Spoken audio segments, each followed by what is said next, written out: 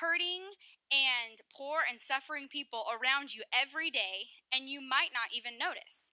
And so, although he might be calling you to become a missionary, and you have like your mindset on like, oh, I want to go overseas and do these things, while you're in middle school, that's probably not something that you can necessarily go overseas. You can do things now like the 30-hour famine or go on mission trips and things like that.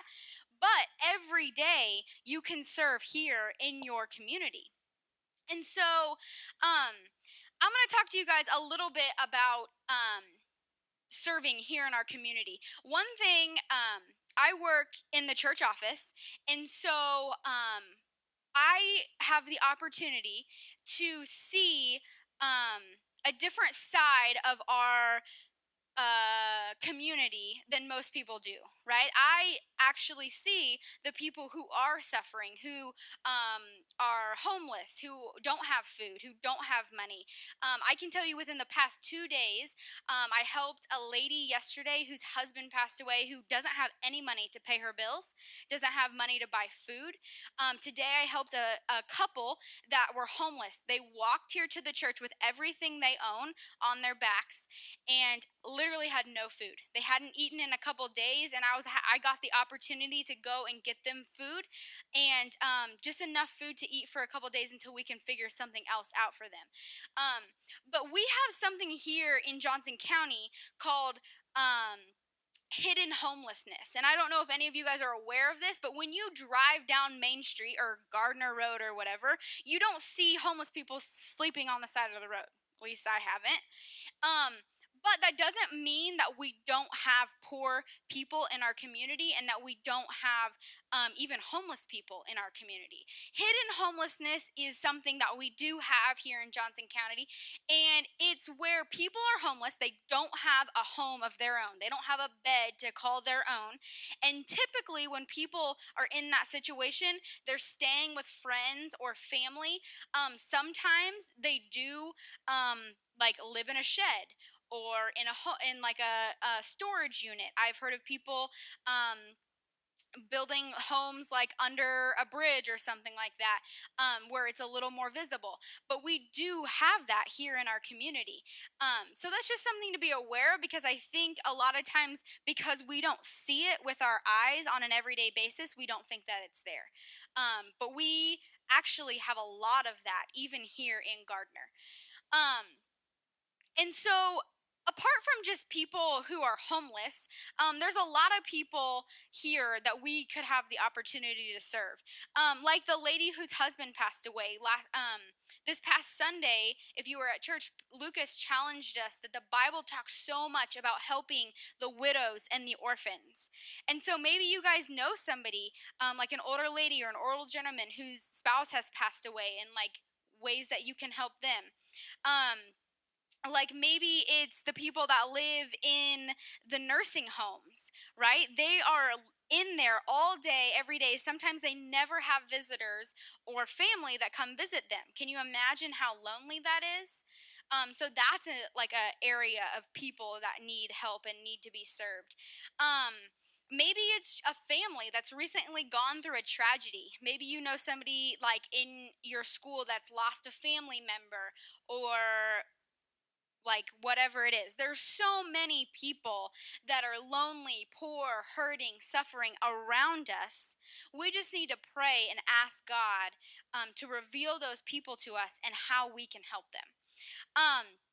An interesting statistic, Janie talked some last week about statistics, and she might have said this one, but if you have food in your refrigerator, clothes on your back, and a roof over your head, no matter how big your house is, or how many pieces of clothing you have, or what kind of food it is, no matter what those things are, you are already more wealthy than 75% of the population on this entire earth, which is kind of crazy to think about. A couple of verses I want to give you guys. Proverbs 14:31. I think Janie used this one last week. But it says, "Those who oppress the poor insult their maker, but helping the poor honors him." So basically saying, if we just choose to ignore the poor and ignore those who are suffering, basically, we are insulting God by doing that. It's not just like, oh, I see that they need help, but I don't really have time today. It's a lot bigger deal than that, right? This verse says that we are insulting God when we do that. And then in Matthew 22, a lot of you guys, we talk about this all the time here in the Fuel, the two greatest commandments. And in Matthew 22, Jesus says that the first greatest commandment is to love the Lord your God with all your heart, soul, and mind. But the second is just as equally important. And the second commandment is to love your neighbor as yourself. And when it says neighbor in this verse, it means everyone around us. So everyone at school around you, in our community, right? We are called to love those people. And a lot of times loving them is serving them. So we can talk all night about serving and all the different people in our community that need served and different ways that you can do that. But I challenge you to go home and pray every day that God will reveal the people around you that need help. Maybe it's going to be a certain part of our community, like the poor or the elderly or the homeless or whatever that God puts on your heart. Maybe it's going to be a specific person at school that you know is suffering and God wants you to serve them. But I just challenge you to ask God to reveal those people to you and how you can help them. Obviously, if they don't have food, getting them food would be an obvious solution. But if that's not their need, God can show you a different need. And maybe you have questions like, I don't know how I would help this person, or I don't know what I would do in this situation. Then I challenge you to come talk to me or come talk to one of the other leaders, because this is something that I'm passionate about. And I would love to talk to you and process with you. How can you help this person? What can you do? Because even you as middle schoolers can make a huge difference by serving people. So my challenge is for you guys to pray and ask God to reveal that to you. But tonight, we are going to take action, and we are going to just do one thing to serve our community. There's so many different things we can do. But what we're going to do tonight is we are going to leave from here. You're going to be in groups, and you are going to go to the surrounding neighborhoods, and you are going to collect food. There's a specific list of food that we're going to collect, which you'll get here in a minute. And all the food that we collect is going to the Gardner Multipurpose Center, or the Gardner Food Pantry. And the food pantry is the multi-purpose center. They do a lot of different things for our community, but one of the things they do is keep non-perishable food items. So if somebody doesn't have food in their home, they can go to them and get things like canned vegetables or macaroni and cheese, cereal, things like that. They do a lot of other things for our community as well, but that's the thing we're going to focus on tonight. So what you're going to do is you're going to go door to door, and you're going to be in groups, so don't worry, you're not going to be alone.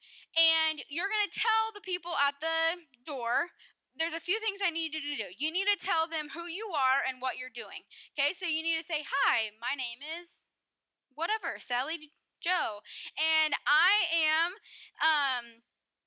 collecting food for the Gardner Food Pantry. Okay, and I'm with New Life Community Church, so that they know you're not just doing some random thing, playing pranks or something. And then you can say, this is the list of food items that we're collecting, and then you can give it to them. Remember to be polite and respectful. Make sure they know who you are and what you're doing, okay? We don't want anybody thinking you're like little, crazy people running around town.